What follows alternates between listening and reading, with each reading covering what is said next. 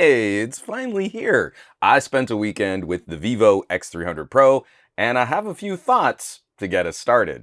This episode of Some Gadget Guy is brought to you by viewers like you, all of the amazing people sharing content across social media, and the generosity of my patrons at patreon.com/SomeGadgetGuy. More info on those awesome nerds later in the video. The folks at Vivo sent this my way to review. It was cute. They had an embargo on the global version, and I got the phone about 20 hours before that embargo lifted. So we know a lot about this phone. It's been covered a lot, especially the Chinese version. Now we're talking the international version. People have been working on this phone for a while, getting reviews out. We can already look at the Google trends and see lines pointing up and down for the interest in search results. But I'm just getting started on the phone. I'm not gonna lean into this idea that a topic like this is already dead before most of the world is able to buy it, because it's a rad phone.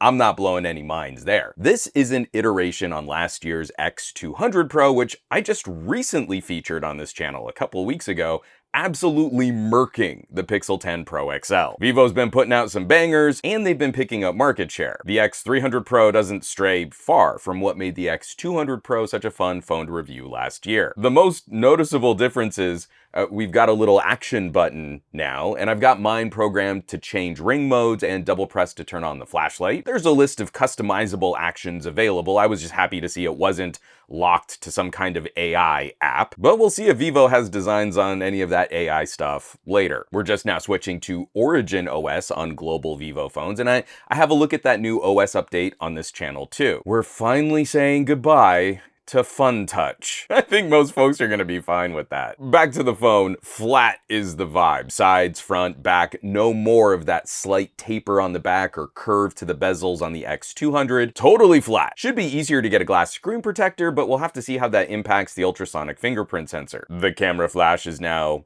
above the lenses, which is the correct place to put a flash. And beyond a few little touches like that, it would be really difficult to tell this phone apart from the X200 Pro. Mostly we're looking under the hood for more of those differences. I spent the weekend shooting on it. It's a photography focused phone. And even for Vivo staying conservative on hardware this year, it still shows how far behind Apple, Google, and Samsung are with mobile phone camera tech. Someone in my comments just recently called them the gas trio, and I might need to steal that. It was really neat that the first day I had the phone was Halloween. Halloween's always a fun time to break out cameras and push those low light shots. Vivo's always had a reputation for extremely bright processing, but what I'm impressed with is how the phone balances lower light and movement. The snapshot mode evolving over the last couple generations, and where other folks around me were telling their kids to sit still so the phone could take a longer night mode exposure, Vivo was pulling off almost as bright shots in the action mode. The technical stuff just gets another step crazier this year. I've been shooting a lot in 4K 120. I think that is a really fun way to add some punchiness to your family videos. You can slow down or have this really crisp and fluid movement, but now there's not only support for Dolby Vision 4K 120, but also 4K 120 log. This saves a much higher bitrate in a flat profile for editing. Happily, now all video modes also support focus peaking. It was infuriating on older Vivos where you would turn on focus peaking, but then the phone would force you down in resolution or frame rate. We can check critical focus in all modes now. We just need this on some of our still photography modes. Vivo, especially with the zoom, I want to see those little lines pop up so I know I am in focus when taking a photo. A lot of companies are bragging up their image pipeline and all of the AI that makes your photos better. There's still a lot of computational heavy lifting on the X300 Pro, but I'm happy we still have some settings deeper in the app to manage some of the effects, and the results so far haven't been as fake as what I've been seeing out of the Pixel's AI zoom processing. Now you can tell here it's been ratcheted and sharpened, but it's not trying to make stuff up. I've been really disappointed with the companies that are bragging on AI, but then you look at the photo and that is absolutely not what was in the frame.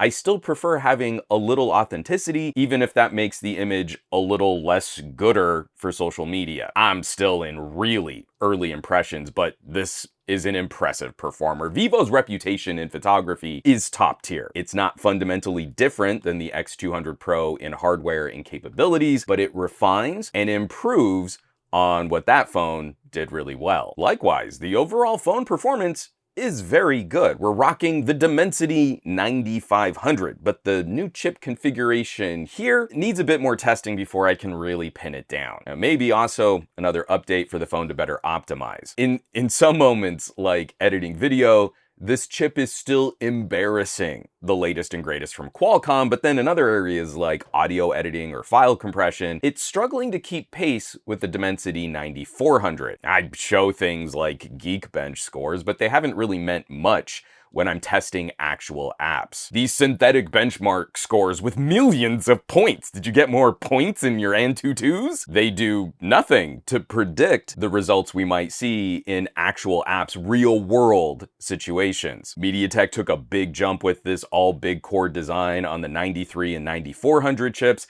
This is a little different configuration leaning on ARM's reference designs, the new C cores. So I'm honestly not sure yet. This could be a bit of a lateral move for CPU performance depending on how all these cores work and what kind of optimization we get in future updates. Ditto, the gaming performance. I would say Qualcomm still has the edge in a lot of titles and delivers a better performance per watt, especially when emulating PC games. There's just a lot more support for the Adreno GPU. But MediaTek is brute forcing some fantastic frame rates on this new GPU. I think there's an obvious decision here. Vivo is trying to specialize on a content creator kind of device, but I don't think it's a foregone conclusion if you wanted an everything phone, a phone that could take cool photos, edit some punchy little shorts, and also play some games, that you have to go with one chip over the other. You want to install Tomb Raider from your Steam account and play it on your phone, this phone's still gonna get you there. Again,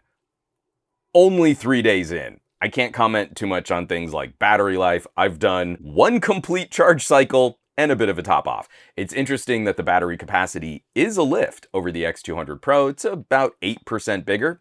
Ain't nothing to sneeze at. But I'm curious how these newer, even more powerful chips from MediaTek and Qualcomm are gonna handle these impressively larger batteries. I think it's something for us to keep an eye on. Getting 10 or even 20% more capacity isn't gonna mean much if the chip eats 15 or 25% more power. We're just gonna have to see. And I just dig on the features. It still has an IR blaster. We have video out through the USB port. I wish Vivo would give us a functional desktop view, but I can at least use my fancy cinema glasses on an airplane. And the new Origin OS features have been fun to tinker with, how the phones can sync up with PCs and other devices. And again, I covered that a little bit more in the Origin OS update on the X200 Pro. But thankfully, the core retail experience is nicely complete. Vivo is still sending out the big box, and the case is a little nicer, kind of like the FE. It matches the color of the phone, and we still get that nice, super fast charger with the purchase price of the device. Every time we compare a Vivo against a Google or a Samsung, you got to tack on the extra costs for that fast charger and a case. When we're spending big premium money on a phone, the skinny box is lame. It's really lame. So I just did a follow-up on the X200 Pro. So I'm kind of locked in and a little critical of what devices we're going to get over 2026. It seems almost impossible that we might see a strong recommendation for a 1-year upgrade. Even going back to the X100 Pro, that's still a tough fight with the different pros and cons that each phone has to offer. Not unique to Vivo. I think 2026 across the board is going to be a really conservative year for the devices that we're going to get. But I'm happy that this doesn't feel like Vivo is sitting in place or whittling back on features. I don't think this market or economy is going to encourage any company to really run out there and blaze a trail and do something wild, but we don't want to feel like a new phone is lesser than the phone it replaces. Now, I still need to dig a little bit more, a little deeper on performance, probably after another update. And I'm still tracking things like radio performance, but even in early testing, it's been outperforming my Pixel, so I will have a bit more to say on the Vivo X300 Pro. Stay tuned. Vivo is wrapping up 2025 with a banger. So as always, thanks so much for watching, for sharing these videos. Sharing is critically important on social media these days, and subscribing to the channel and smashing bell icons, that still helps with algorithms. I love digging into this, especially as we see that crossover going from one gen of devices to the next gen of devices, and the folks who get to see the first results of my testing and benchmarking and reviewing are my awesome patrons. All of the people over on patreon.com/SomeGadgetGuy. This list of names scrolling by on your screen right now, a huge thank you from the bottom of my heart, as these are the folks that are helping to keep the lights on here in the Gadget Lab. Some of them get early access, all of my videos in 4K, behind the scenes, production diaries. They're the coolest tech pals in the universe, so I hope you'll check them out. I hope you'll consider joining the community at patreon.com/SomeGadgetGuy. Now, you know where you can find me across the rest of the internet, at SomeGadgetGuy, basically everywhere, but these days, spending most of my time on the Mastodons and a lot less so on the Threads, Facebooks, Instagrams, none at all on that dumpster fire site, and I will catch you all on the next video.